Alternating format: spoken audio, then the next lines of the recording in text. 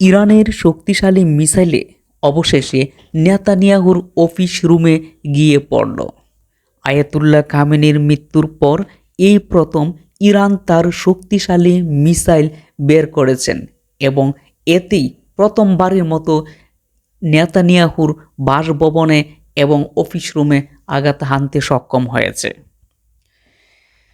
Israeli গণমাধ্যম জানিয়েছেন নেতানিয়াহুর অফিস রুম এবং বাসভবন দুটোটাই পুড়ে ছাই হয়ে গেছে।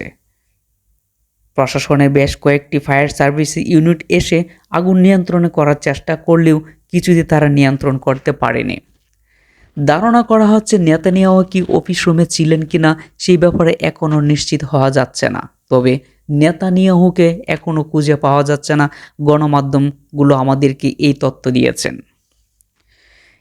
ইরানের শক্তিশালী মিসাইল এভাবে আঘাত হানতে পারে তা ইসরায়েল কখনো কল্পনা করতে পারেনি।